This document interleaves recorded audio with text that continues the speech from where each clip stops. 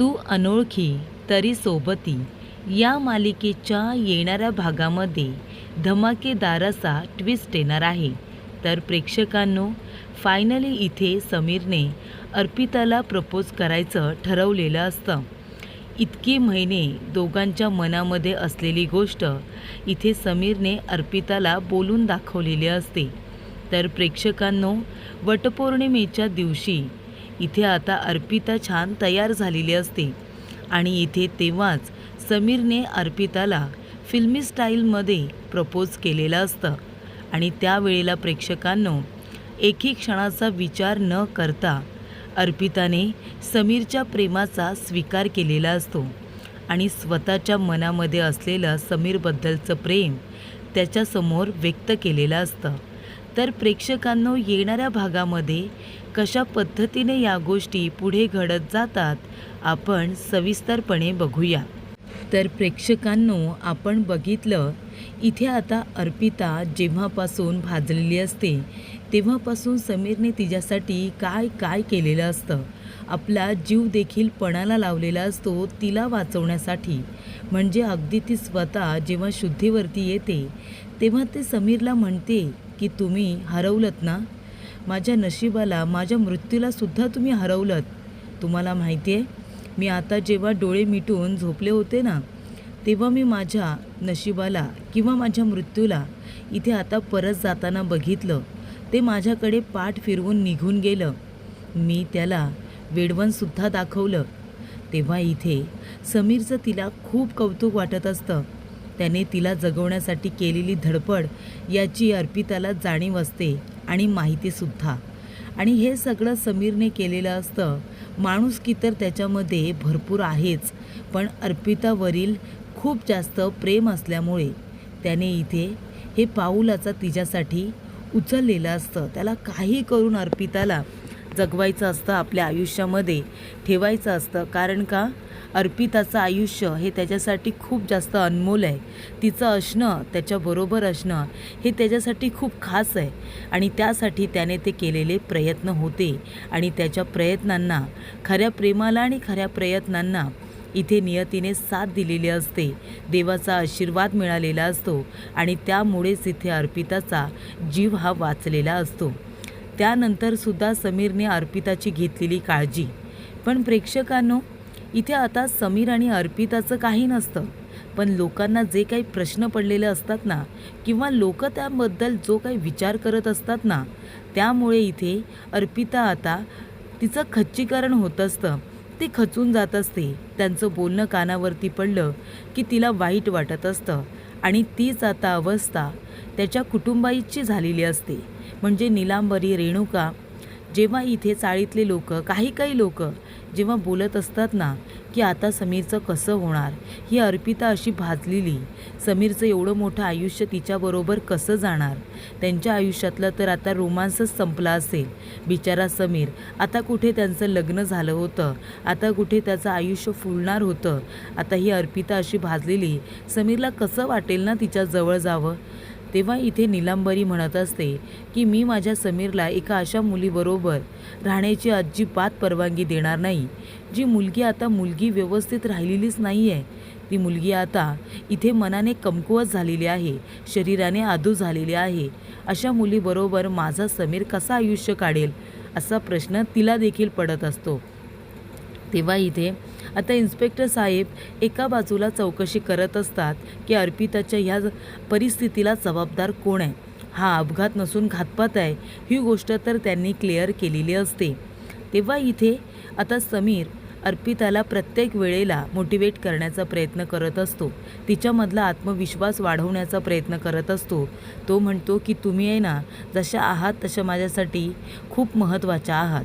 तुम्हाला हे आरसा वगैरे नको, तुमचं सौंदर्याची तुम्हाला व्याख्या सांगायला. माझे डोळे तुम्हाला काफी आहेत ना, माझ्या डोळ्यात बघा तुम्ही स्वतःला, तुम्ही किती सुंदर आहात ना, हे माझ्या मनाला विचारा, असं समीर आता म्हणत असतो. जसं अर्पिता म्हणते की तुम्ही खूप जडजड बोलता, खूप अलंकारिक बोलता, तसं समीर इथे बोलतो आणि तिचं मन पुन्हा एकदा जिंकतो.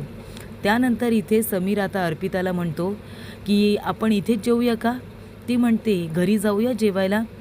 तेव्हा समीर म्हणतो नाही नको, तुम्हाला त्रास होईल इकडून तिकडून चालून. तुम्ही इथेच आता आराम करा.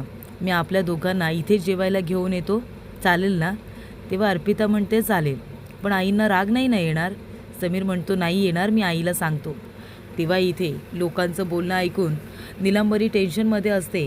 तेवढ्यातच आता समीर घरी येतो आणि म्हणतो आई, अगं तू म्हणाली होतीस ना की जेवायला इथे या म्हणून. अर्पिता मॅडम निघाल्या होत्या, पण त्यांना त्रास होईल म्हणून मीच म्हणालो की आपल्या दोघांचं जेवण मी इथे घेऊन येतो म्हणून. तेव्हा तो एकच जेवणाचं ताट आता भरतो. तेव्हा इथे समीरची लगबग बघितल्यानंतर नीलांबरी म्हणते, समीर तुला खरंच काही कळत नाही आहे की न कळण्याचं नाटक करतो आहेस? तेव्हा समीर म्हणतो आई मला कळत नाही आहे, तू काय बोलते आहेस?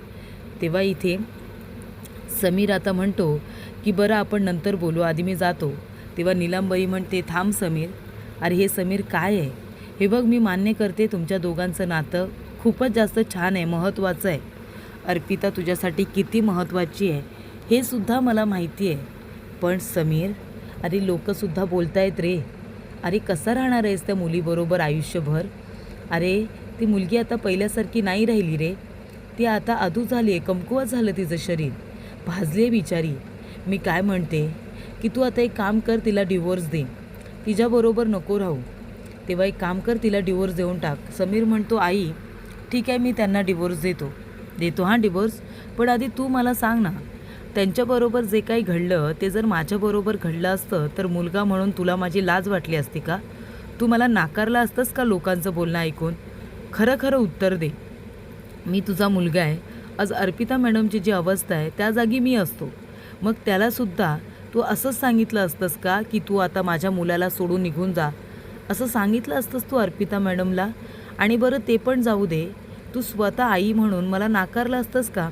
माझ्यावरती प्रेम केलं नसतंस? माझा राग केला असतास तू? आयुष्यातून काढून टाकलं असतंस का मला? तेव्हा नीलांबरी आता गप्पच बसते. समीरला काय उत्तर देणार ती? तेव्हा ती म्हणते नाही समीर, अरे तू माझा मुलगा आहेस, मी का तुला नाकारेन? का तुला माझ्या आयुष्यातून काढून टाकेन? तेव्हा इथे आता समीर म्हणतो मग तू ते इथे अर्पिता मॅडमबद्दल का विचार करत नाही? अगाई सौंदर्य काय फक्त दिसण्यात असतं का?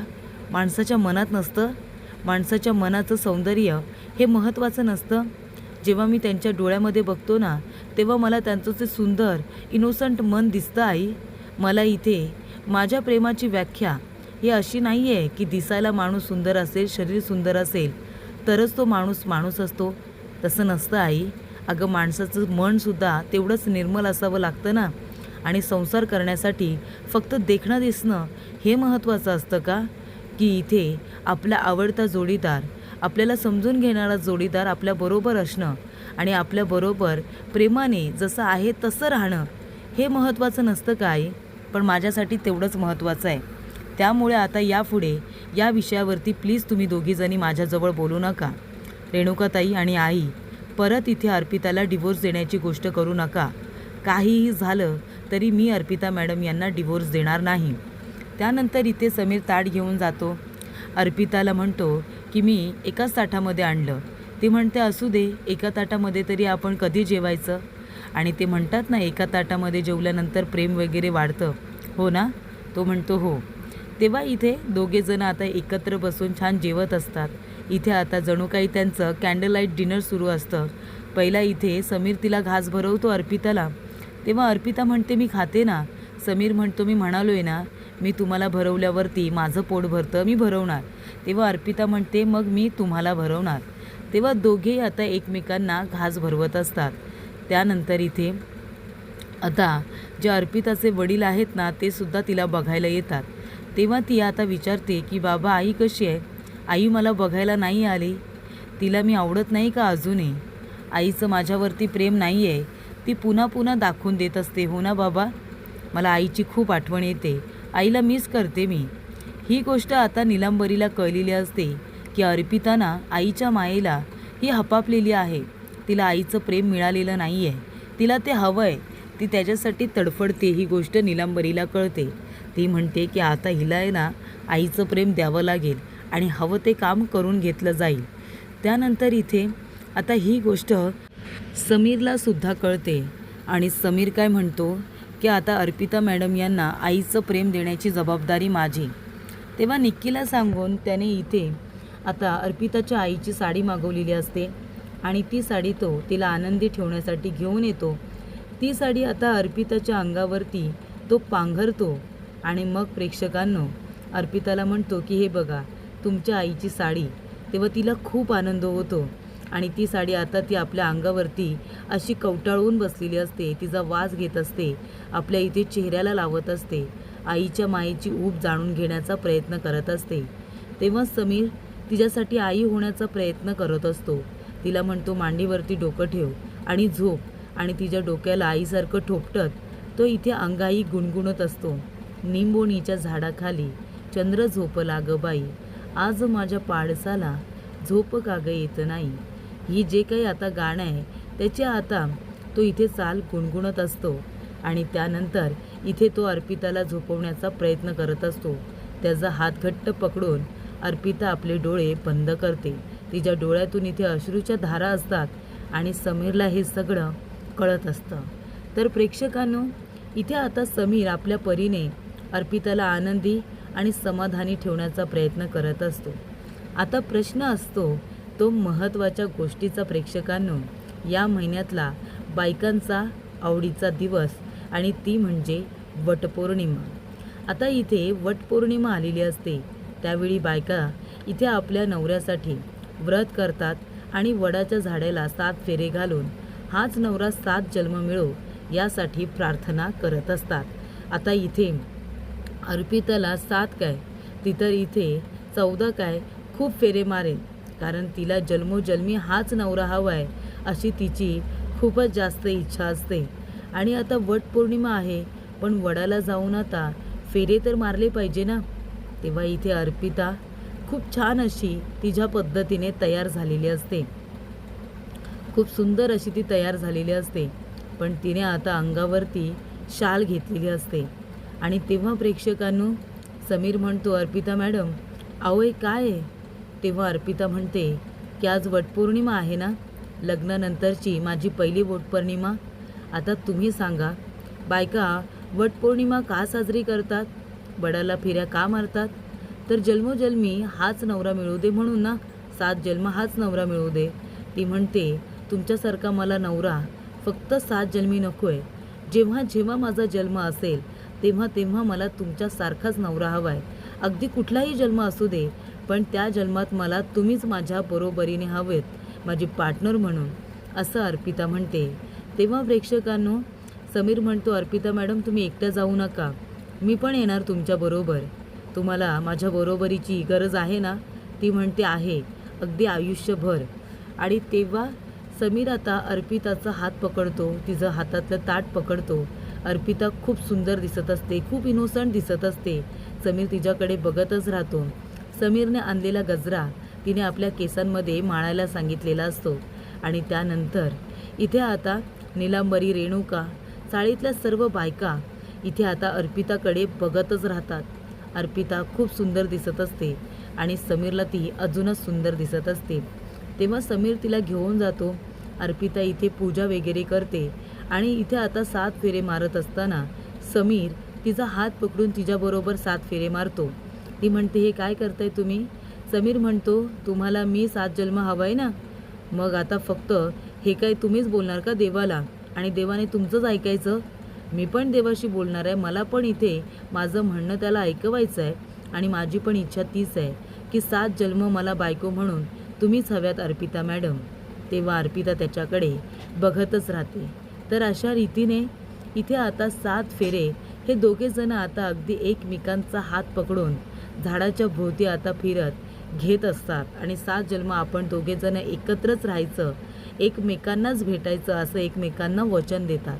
वटपौर्णिमेची पूजा झालेली असते आणि त्यानंतरला समीर म्हणतो चला अर्पिता मॅडम, आणि मग तो तिला आता थोडंसं बाजूला घेऊन येतो आणि म्हणतो अर्पिता मॅडम आजचा दिवस खूप खास आहे. आजच्या दिवशी म्हणजे इथे बायको नवऱ्यासाठी पूजा करत असते, व्रत करत असते. जसं तुम्ही माझ्यासाठी व्रत केले तसं मीही तुमच्यासाठी व्रत केले आणि 7 जन्मांसाठी मी सुद्धा तुम्हाला मागितले.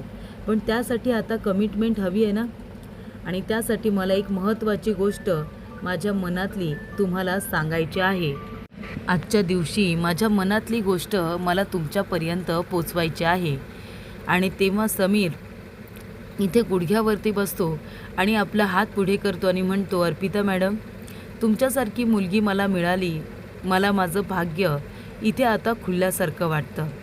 मला आयुष्यभर तुमची साथ लाभावी यासाठी मी देवाकडे आधीच प्रार्थना केली होती आणि देवाने माझं ऐकलं आणि आपल्या नशिबाने अशी कलाटणी घेतली की शेवटीला आपण दोघेजण एकत्र आलोच. तेव्हा इथे समीर म्हणतो, अर्पिता मॅडम, माझं तुमच्यावरती खूप प्रेम आहे. कदाचित तेव्हापासूनच तुम्ही मला आवडला होतात. जेव्हा आपली रिक्षामध्ये पहिल्यांदाच भेट झाली होती तेव्हाच तुम्ही मला खूपच जास्त आवडला होतात आणि तेव्हापासूनच मी तुमच्या प्रेमात पडलो होतो. तर माझं तुमच्यावरती खूप प्रेम आहे अर्पिता मॅडम. आयुष्यभर माझी साथ द्याल ना? तेव्हा इथे अर्पिता आपला हात समीरच्या हातामध्ये देते आणि मला तुमचं हे प्रपोजल मान्य आहे असं म्हणत माझंही तुमच्यावरती अगदी तेवढंच किंबहुना त्यापेक्षाही खूप जास्त प्रेम आहे असं अर्पिता म्हणते. तेव्हा तिथे आजूबाजूला असणाऱ्या बायका ऐकत असतात. सगळ्याजणी टाळ्या वाजवतात. जेव्हा इथे समीर अर्पिताला प्रपोज करतो तेव्हा इथे अर्पिताने सुद्धा खूपच छान पद्धतीने त्या प्रेमाचा स्वीकार केलेला असतो. तेव्हा इथे फिल्मी स्टाईलमध्ये अगदी गुडघ्यावरती बसून गुलाबाचं फूल देत त्याने इथे आपल्या बायकोला मनापासून आपल्या मनातल्या भावना सांगितलेल्या असतात. त्याचं कधीपासून आणि तिच्यावरती किती प्रेम आहे हे सुद्धा सांगितलेलं असतं आणि अर्पिताने सुद्धा लगेचच अजिबात कसलाही विचार न करता समीरच्या प्रेमाचा स्वीकार केलेला असतो आणि माझंही तुझ्यावरती खूप जास्त प्रेम आहे हे देखील सांगितलेलं असतं. तर प्रेक्षकांनो, अशा रीतीने इथे आता नीलांबरी वगैरे सगळेजण त्यांच्याकडे बघतच राहतात. पण दुनियेची पर्वा न करता फायनली इथे समीरने आता अर्पिताला प्रपोज केलेलं असतं आणि ते सुद्धा तिच्या अंगावरती गुलाबाच्या पाकळ्या वगैरे टाकून तिला गजरा देत आणि त्याचबरोबर सर्वांसमोर. तर अशा रीतीने एकमेकांच्या मनामध्ये असलेलं प्रेम एकमेकांबरोबर शेअर करत अर्पिता आणि समीर दोघेजण आयुष्यभराचे सोबती झालेले असतात. आयुष्यभरासाठी ते आता एकत्र आलेले असतात.